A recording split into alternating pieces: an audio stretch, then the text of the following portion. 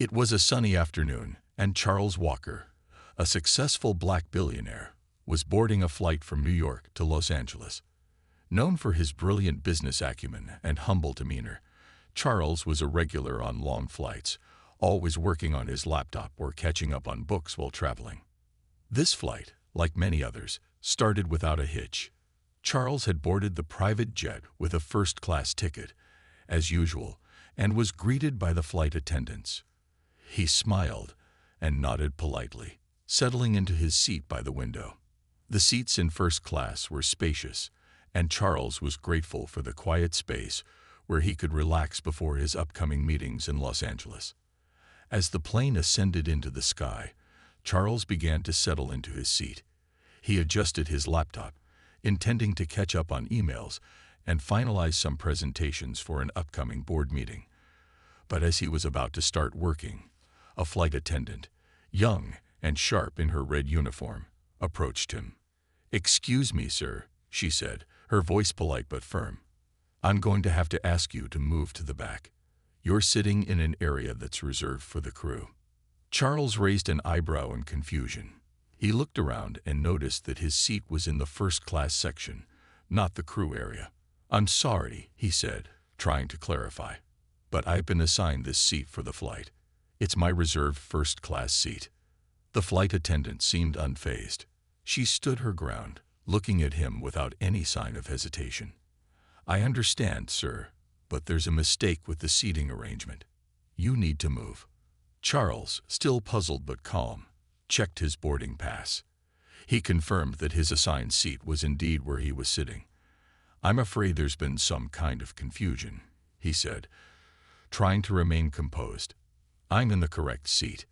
The flight attendant, still standing there, spoke in a more authoritative tone. "Sir, please don't make this difficult. You'll have to move now." Charles felt a wave of frustration wash over him. He had been in this situation many times before, traveling across the world, and had never encountered such behavior from an airline employee. But he remained polite. He knew that escalating the situation wouldn't help. "I'm not moving," he said quietly but firmly. "Please let me speak with your supervisor." The flight attendant's eyes narrowed as if she had been expecting this response. She turned on her heel and left the aisle, returning a few moments later with a more senior flight attendant.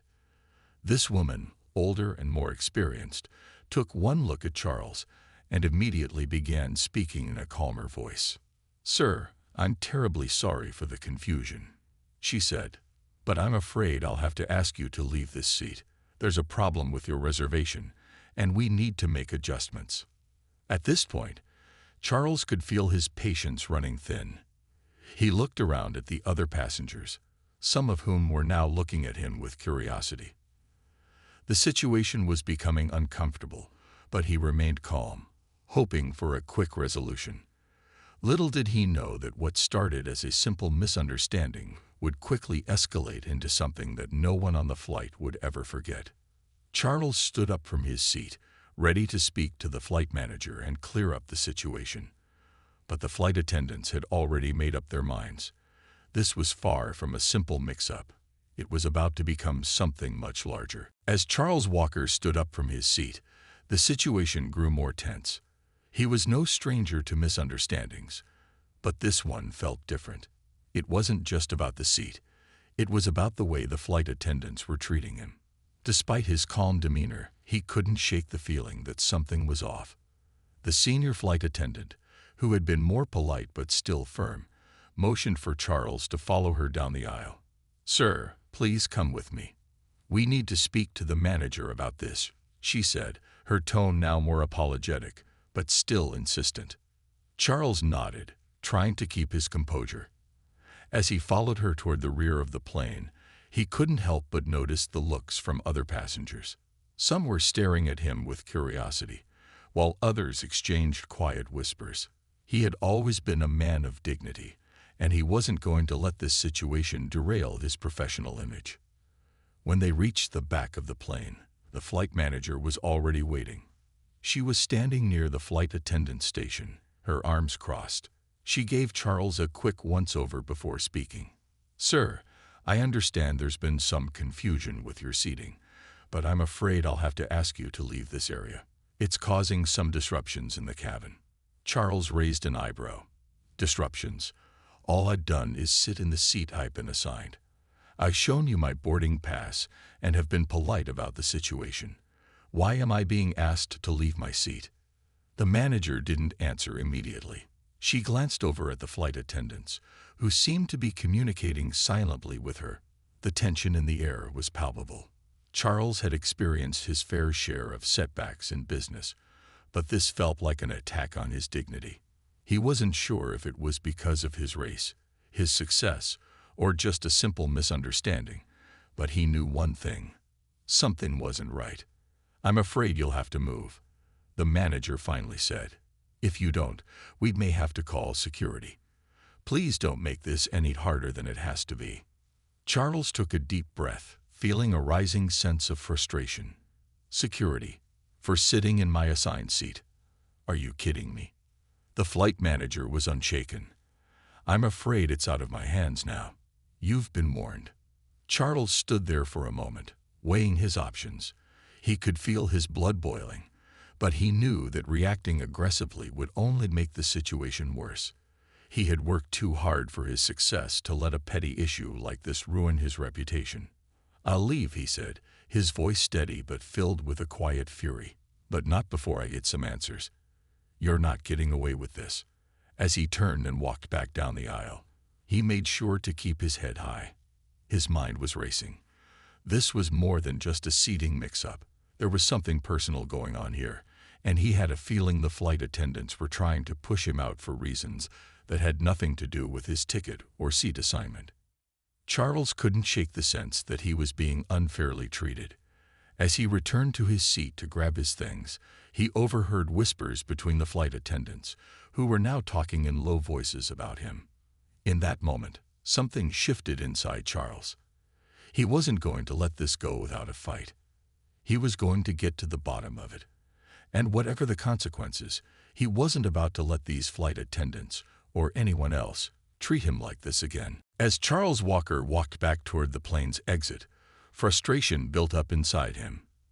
His mind raced with thoughts about how the situation had spiraled out of control so quickly. He was a successful businessman, a man who had worked hard for everything he had, and yet he was being treated like an unwanted passenger on his own flight.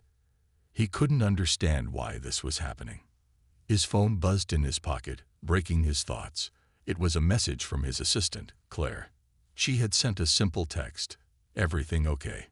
Just saw a post about the incident. Do you need me to step in?" Charles couldn't help but smile.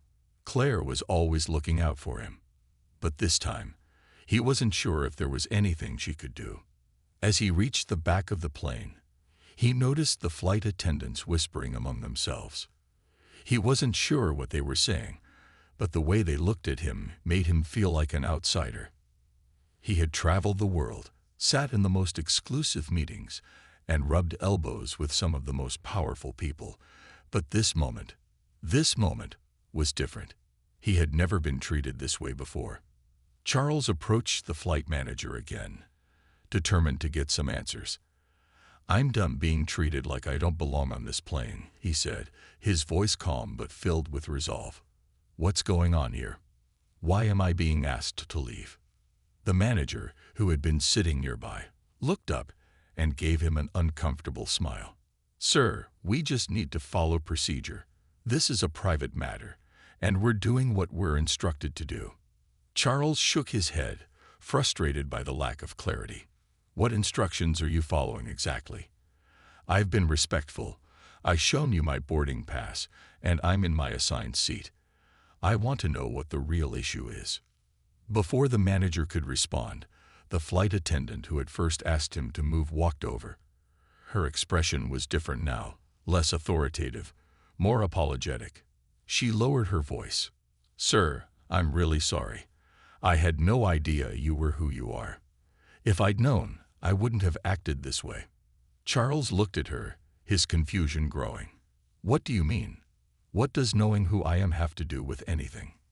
The flight attendant hesitated, then spoke softly. I didn't realize you were the CEO of Walker Enterprises, the company that owns this airline. I thought you were just another businessman trying to get special treatment. That's why I acted the way I did." Charles's eyes widened in surprise. "Wait, what?" She nodded, looking genuinely remorseful. "I didn't realize who you were. I'm so sorry. I've been trained to follow the rules strictly, but in this case, I let my own assumptions get in the way." At that moment, Charles felt a mix of emotions. He was angry, yes, but a part of him understood. He had always believed in the importance of fairness and justice, but now, standing there, he realized how often people misjudged him based on his appearance or their own assumptions. Before he could say anything further, the manager intervened, her voice more formal now. "Mr. Walker, I deeply regret this misunderstanding. We will make sure this doesn't happen again. Please accept our apologies." Charles took a deep breath. He didn't want an apology. He wanted a solution. But as he looked at the manager and the flight attendants, he realized that this was more than just a simple mistake. It was a matter of principle. He wasn't going to let the situation slide without consequences. "I appreciate the apology," he said slowly, "but this needs to be addressed. I will be making a formal complaint about how this was handled. This is unacceptable, especially for someone of my status." The manager nodded, understanding the gravity of his words. Charles knew that the aftermath of this encounter was far from over, but he was determined to make things right, not just for himself, but for anyone else who might find themselves in a similar situation. Charles Walker was a man who thrived on control. As the CEO of one of the largest tech companies in the world, he had built his career on making decisions that changed industries. But now, standing in the back of an airplane, he realized that this was a different kind of challenge. The tension in the air was thick, and he knew that the fallout from what had just happened would follow him far beyond the plane ride. The manager apologized again, her words sounding more and more insincere with every repetition. "Mr. Walker, I truly regret what happened. This should not have taken place," she said, clearly uncomfortable. Charles nodded, but he wasn't buying it. He had worked too hard for too long to let this slip away. He knew he had to act decisively, not just for himself, but for everyone who had been watching this unfold. People in positions of power had a responsibility to make sure things were handled the right way, and he wasn't going to let the flight attendant's mistake slide. "I appreciate your apology," Charles said, his tone calm but firm, "but it's not enough. I'm not just going to let this go. You can't treat people this way, especially not someone who's been loyal to your airline for years." The manager, visibly flustered, nodded and quickly excused herself. She scurried away to speak with the flight attendants again, leaving Charles standing there. He could feel the eyes of the other passengers on him. But this time, he didn't care. This was about something much bigger than the discomfort of being in the spotlight. It was about making sure something like this never happened again. Charles sat down in a nearby empty seat and pulled out his phone. He knew what he needed to do. This was the kind of situation that required more than just a complaint. He had a reputation to protect, and he wasn't going to let anyone think he could be treated this way without consequences. He typed out a detailed message to his lawyer, explaining the incident and the behavior he had experienced. He would make sure that this situation was addressed, and it would be known that no one was above accountability. As the plane continued its flight, Charles spent the next few hours reviewing the details of the incident. He knew he was in a unique position to make things right, and it wasn't just about getting revenge on a single flight attendant. It was about making sure there were systems in place to prevent future mistreatment. As the CEO of the company that owned this airline, Charles knew he had the power to influence change. When the plane finally landed, Charles was met with a different tone from the staff. The flight attendants, though still visibly uncomfortable, greeted him with politeness that hadn't been there before. They now realized the full weight of their mistake, and though it was too late to undo the damage, they were careful to treat him with more respect. But Charles wasn't finished yet. As he stepped off the plane, He made a mental note to follow through on his promise. The next few days would be critical. He had already set the wheels in motion, and he was determined to make sure that something good came out of this whole situation. The airline would change, and they would learn from this mistake.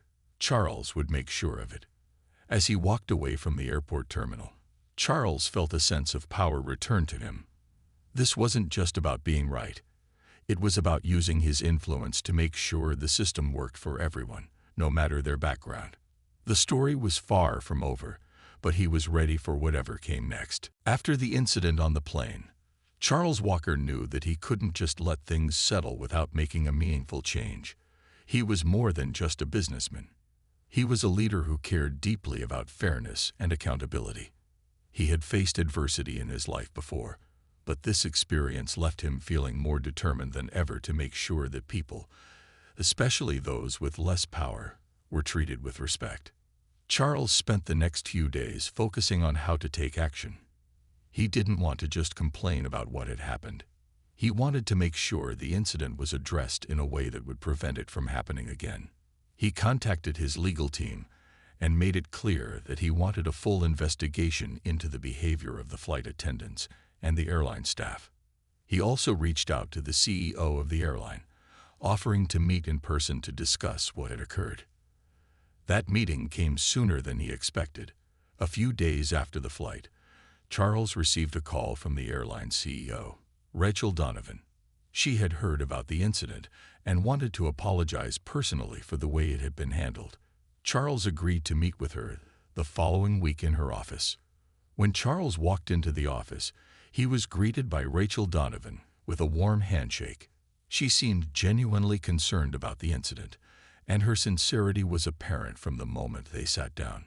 "Mr. Walker," she began, "I want to say how deeply sorry I am for the way you were treated. This should never have happened. You have my word that we will get to the bottom of this." Charles nodded, but he wasn't there to hear empty apologies. He had a specific agenda. "I appreciate your apology, Ms. Donovan, but I'm not interested in just words. I want to see real action. I want to know how you're going to make sure this doesn't happen again, not just for me, but for anyone else who may face the same treatment." Rachel nodded, understanding the gravity of the situation. "We take this very seriously. We've already started an internal review of the staff involved, and we're working on additional training for all of our employees, especially those in customer service positions. I understand that it's not just about what happened to you. It's about how we treat all of our customers." Charles leaned forward, his tone still calm but firm. "I appreciate that, but it's not enough to simply train the staff. There needs to be a complete overhaul of the way the airline handles these situations. Discrimination, even if it's unintentional, is unacceptable. You need to hold people accountable." Rachel seemed to take his words to heart. She agreed that a culture change was necessary and promised to make that a priority moving forward. Charles also insisted that the flight attendants who had been involved in the incident face consequences. He didn't want to see anyone lose their job, but he wanted to make sure that the staff members learned from their mistakes and understood the impact of their actions. As the meeting came to an end, Rachel and Charles discussed further steps to ensure that the airline would put more emphasis on diversity training, including awareness of implicit biases. Charles knew that change wouldn't happen overnight, but he also knew that this was the first step in the right direction. Walking out of the meeting, Charles felt a sense of satisfaction. The airline had promised to take responsibility, but more importantly, they had agreed to take real action. He knew that, while his experience was painful, it had sparked a change that could help prevent future incidents. Charles wasn't just a businessman. He was now an advocate for fairness in an industry where it was too often overlooked. He had used his voice, his position, and his influence to make sure that the next person would never have to face the same unjust treatment. The battle wasn't over, but for the first time in days, Charles felt like he was on the right path. After his meeting with the CEO of the airline, Charles Walker felt a weight lift from his shoulders. He had taken the first steps to address the injustice he had faced, and while the process was just beginning, He felt a sense of accomplishment. His business was thriving, but this issue wasn't just about money or reputation. It was about standing up for what was right. In the weeks that followed, Charles kept a close eye on the progress the airline was making. Rachel Donovan, the CEO, kept her word. They initiated a comprehensive review of their policies and practices, particularly focusing on customer service and staff training. Charles received regular updates, and he knew the airline was taking real steps toward change. Despite the positive steps forward, Charles couldn't shake the feeling that there was still more work to be done. He felt a sense of responsibility, not just for himself, but for every person who had ever been unfairly treated in a similar way. The incident had opened his eyes to how deep-seated some issues were in the system. It wasn't just about an apology. It was about making sure this didn't happen again to anyone. One day, Charles received a call from his assistant, Claire, with some surprising news. "Charles, I've just seen the public statement from the airline. They've issued a formal apology to you, and they're also announcing new policies to ensure this never happens again." Charles felt a sense of pride. He had expected the company to make a few changes, but this was more than he had anticipated. The airline had not only addressed the situation directly, but they were also being transparent with the public about what had happened and how they planned to fix it. The statement from the airline read, "We sincerely apologize to Mr. Charles Walker for the inappropriate treatment he received on our flight. We are committed to fairness and respect in all our services, and we will implement new policies, including diversity and sensitivity training, to ensure that this does not happen again. We value all of our customers and are working hard to earn back their trust." This public acknowledgement made a huge impact. Charles had been angry, but he wasn't looking for revenge. What mattered to him was that this experience sparked real change, not just in how the airline treated him, but in how they treated every passenger. The apology was a small victory, but it was only the beginning. Charles didn't just stop at the airline. He saw the power in this moment to make a broader difference. He decided to use his influence to support causes that promoted fairness and inclusion. He reached out to several organizations dedicated to diversity in business and customer service, offering both his time and resources to help them grow. He also began hosting seminars for young professionals, sharing his experiences and encouraging them to be leaders who stood up for what was right. Charles didn't expect the changes to be easy or quick, but he was now determined to lead the charge. He had faced adversity, and instead of letting it break him, he used it to fuel his determination. He knew the road ahead would have its challenges, but he was ready. The fight for fairness wasn't over, but with each step forward, Charles felt more and more like he was exactly where he needed to be. As he walked through the doors of his office one afternoon, he realized how far he had come. The airline had apologized, policies were being changed, and Charles was making sure that his fight for fairness would continue long after the headlines faded away. This was just the beginning of a journey, and he was ready for whatever came next. Weeks passed after the public apology from the airline. Charles Walker's life had slowly returned to its normal routine, but he couldn't shake the feeling that the incident had changed him.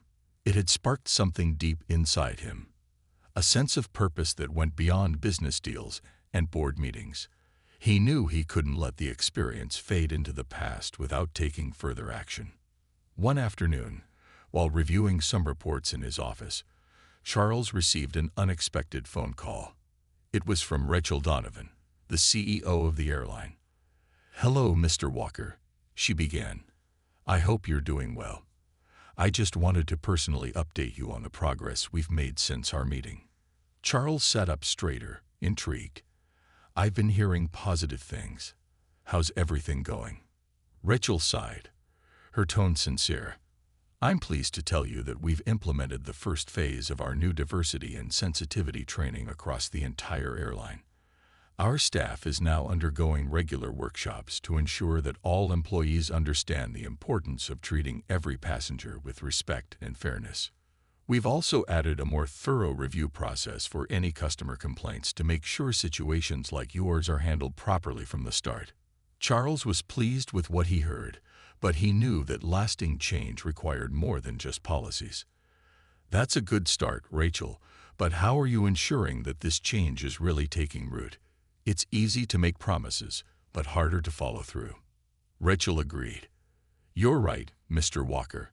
That's why we're implementing regular check-ins and surveys with passengers to gather feedback. We're committed to making this a long-term change, not just a temporary fix. Charles nodded, satisfied with her response. I'm glad to hear that. It sounds like you're taking this seriously. I'd be happy to continue helping you in any way I can. Rachel seemed relieved. Thank you, Mr. Walker. We truly appreciate your willingness to work with us. This is a journey, and we're determined to get it right. After the call, Charles reflected on how far things had come since that chaotic flight. It wasn't just about getting justice for himself. It was about something bigger. The incident had opened his eyes to the ways in which systemic problems affected everyday people, and now he was part of the solution. As he looked out of his office window, Charles knew that he had a unique opportunity to use his influence for good. He didn't just want to be known as a successful businessman. He wanted to be remembered as someone who made a real difference in the world. He had already started by helping the airline implement meaningful changes, but he knew there was more work to do. Charles decided to take his efforts to the next level. He reached out to other businesses, organizations, and leaders in various industries to help them understand the importance of diversity and inclusion in their practices. He began to speak at conferences, sharing his story and the lessons he had learned from the incident. He wanted to inspire others to take action, just as he had. In the end, the experience with the airline became a turning point in Charles' life. It wasn't just about confronting the unfair treatment he had faced. It was about using his position to make the world a better place for everyone. The journey wasn't over, but Charles had learned that real change starts with individuals who are willing to stand up for what's right. And now, more than ever, he was ready to lead that charge.